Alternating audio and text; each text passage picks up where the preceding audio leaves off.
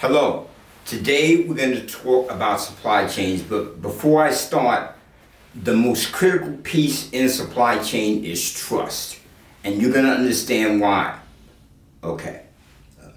Supply chains always have an unfinished product that's assembled and eventually sold as a finished good.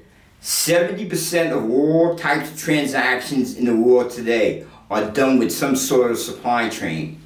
And you could take, for example, like lumbers for home, chips for cars, pencils even. Speaking of a pencil, to give you an idea of how diverse supply chains, if you look at a pencil, the graphite comes from Mexico, the wood comes from South Africa, the rubber comes from Malaysia, the wax comes from India, the glue comes from Germany or China, and the paint comes from Estonia. Think about supply chains. If you have a car and one piece is missing from that car, you may not be able to complete it. Cars today have over 3,000 chips in them.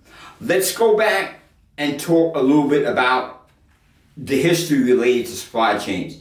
Adam Smith, who is the father of economics, talked about specialization, how each country or each company has to specialize in something in order to really, really make it good. He wrote something called The Wealth of Nations, where he goes through that.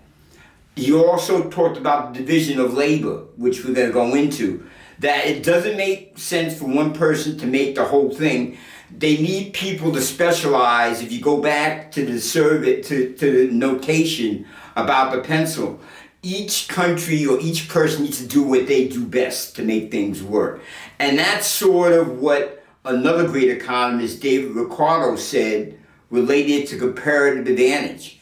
To give you an example, does it make sense for LeBron James to cut his grass, even though he can cut grass faster than if he could pay somebody to do it?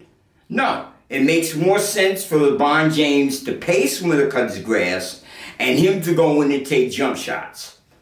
Let's talk about old supply chains versus new supply chains. The old supply chains were simple. Raw materials, manufacturing, distribution, local customers, no problem. New supply chains have global customers. You have to figure in finance, logistics, inventory. Give you an example, jumping back just for 1 second.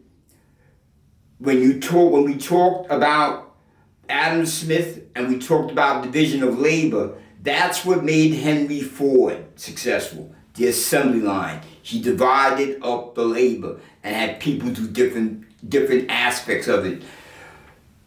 One of the concepts of supply chain is called just-in-time. This was developed by the Japanese in 1990.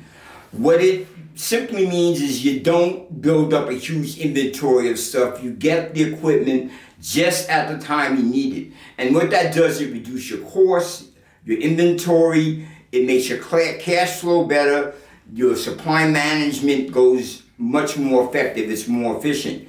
The problem is, I said before, one chip or one thing gets delayed, you have a serious problem. One of the things you can think about is look what happened in Fukushima when there was an earthquake. It disrupted the entire world supply chain. COVID-19, it disrupted the entire world supply chain. Future supply chains will have something called service level agreements, which are penalties in which can be invoked on someone for violation of a contract within the supply chain. Also, there are certain redundancies that can be built into a supply chain through shared paths, which we might get to in one moment. What are the benefits of supply chain? Well, if you have a smart supply chain, you can have network tolerance and backup in the event a link goes down on the supply chain. You can also, in smart supply chains, share resources where you might see a company like Chase Bank and Citibank using the same network because the supply chain is secure and trusted, and that would invoke a more efficient use of things that we have in place. Financial settlements in the new supply chains would settle in minutes. It wouldn't take long times for supply chains to settle their financial issues. There's also no need for third-party intervention in supply chains. Banks, accounting firms, legal services, currency convergence, and even governance can be handled in the new supply chain.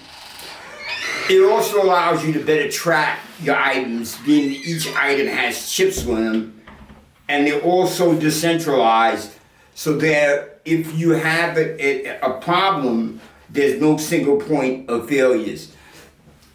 The new supply chains will not be a hub and spoke where there's just one central source and all the elements revolve around it. It's going to be a shared environment where there'll be multiple paths throughout the supply chain.